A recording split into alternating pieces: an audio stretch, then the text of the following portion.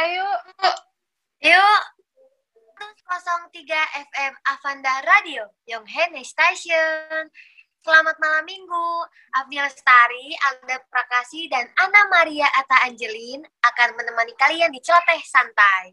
Nah, kita bakalan suguhin informasi tentang generasi Z. Sebelum itu, buat kalian yang mau nambahin informasi lebih lanjut, bisa cek atau telepon WA dengan nomor 081289594254 atau juga bisa nih cek IG kita di @avandafm.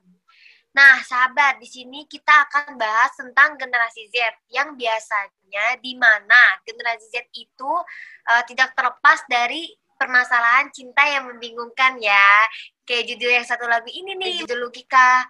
Jadi Judika, dur putus atau terus? Coba tanyakan lagi pada hatimu, apakah sebaiknya kita putus atau terus? Kita sedang mempertahankan hubungan atau hanya sekedar menunda perpisahan.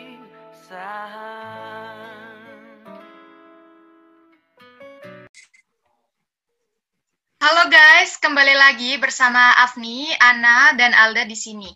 Oke sobat listeners, kita langsung ke topik kita hari ini aja ya, yaitu tentang perkembangan generasi Z. Apa sih yang kalian tahu tentang generasi Z?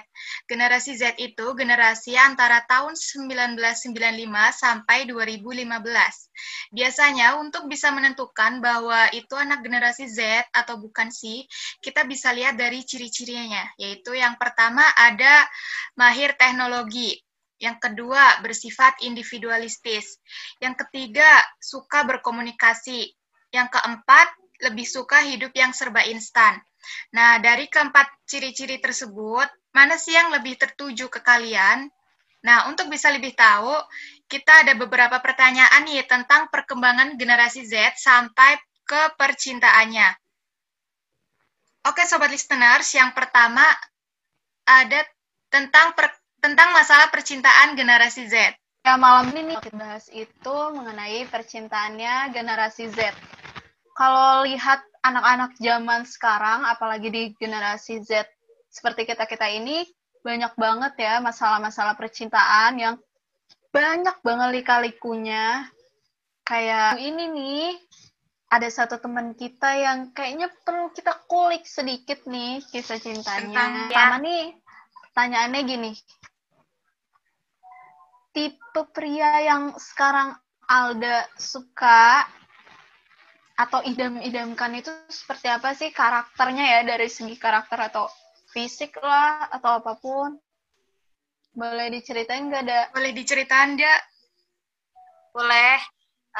Jadi kalau menurut aku yang pertama, dia yang selalu mengutamakan atas dasar nama Tuhan. Jadi nggak tahu kenapa ya, kalau ketemu cowok yang bisa membimbing kita lebih baik, lebih benar, itu kayaknya aduh, nih cowok yang gue cari selama ini gitu kan. Karena pun bagi laki-laki yang seperti itu kayak berasa nyaman aja kayak gitu. Karena kan kalau apa-apa, kalau kita mau berbuat sesuatu pasti nih ini kan nggak boleh, ini kan nggak baik, lebih baik jangan tuh. Kan enak ya, ada merasa jadi seperti itu ya gitu. Terus sama yang bertanggung jawab, perhatian, sayang sama keluarga itu sih. Dan juga setia kali ya sama dirinya sendiri, baru cinta sama orang lain gitu. Aduh. Itu aja sih untuk pertanyaan yang pertama. Mengutamakan nama Tuhan dulu ya. Kalau ya, selalu mengutamakan atas dasar nama Tuhan. Tapi gue setuju sih sama ini, itu. Karena gue juga mencari pria juga seperti itu ya. Kayak dia, kalau dia cinta sama Tuhan, pasti dia cinta keluarga. Deketin dulu ciptaannya, penciptanya, baru ciptaannya. Gitu. Ya benar. Iya, beneran. Oke, lanjut nih lanjut di pertanyaan kedua. Ada satu pertanyaan yang sebenarnya gue tuh pengen nanya. Kayak gimana sih rasanya punya seseorang yang kayak aduh, gue kayak tanpa dia gue nggak bisa hidup nih atau gimana pun gitu kan. Karena ya itu tadi balik lagi ke pengalaman gue, karena gue belum pernah. Jadi gue pengen nanya dari pandangan kalian berdua. Kalau Afni kan langgeng nih ya. Udah lama. Kalau Alda kan baru ya, Da? Baru kan? Baru putus. Apa? Curhat dikit nih, Boleh curhat. ceritakan? Boleh ceritain nggak sedikit aja deh? Yang pertanyaan yang mana? Gimana sih rasanya pacaran Perasaan gitu ini. rasanya? Biar gimana ya, biar sama-sama bisa saling melengkapi seperti itu. Jadi jangan terlalu egois. Jadi gini, setiap pacaran itu kan jadi kayak kita sendiri aja bahagia, pas pacarnya pun jadi double kayak gitu.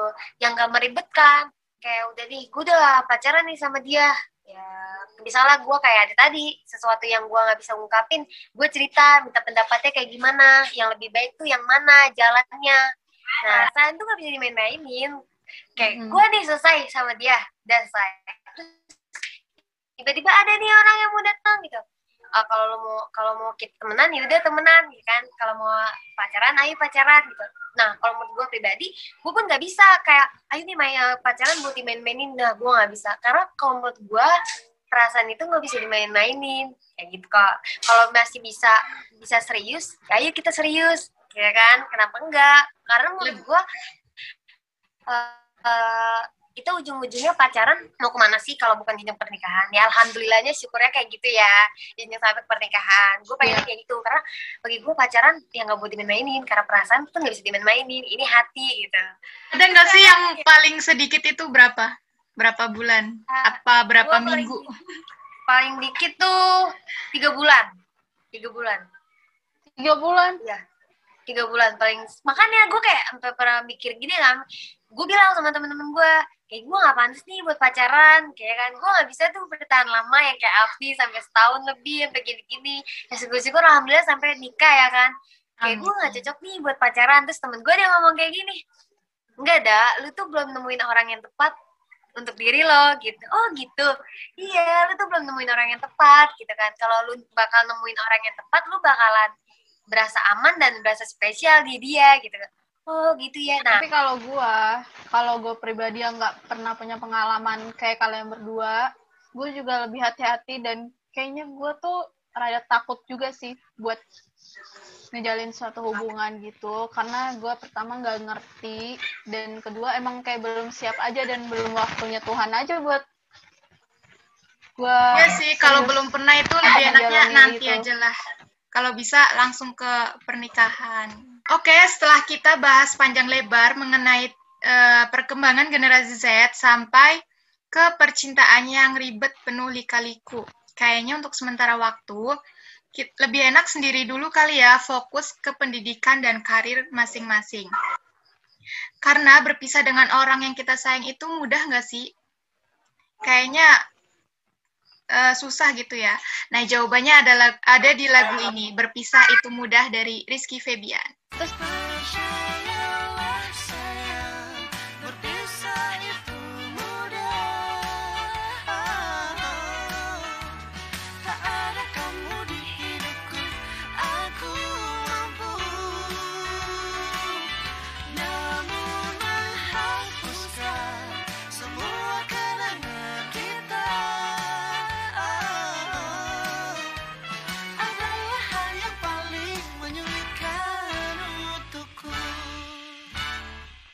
Terus 3 FM Avanda Radio, Young and Hit Station.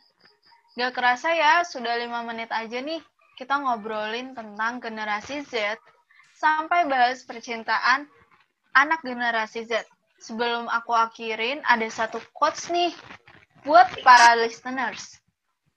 Quotes-nya, jangan sampai ada seseorang yang berani nyakitin hati kita, yang membuat kita patah semangat.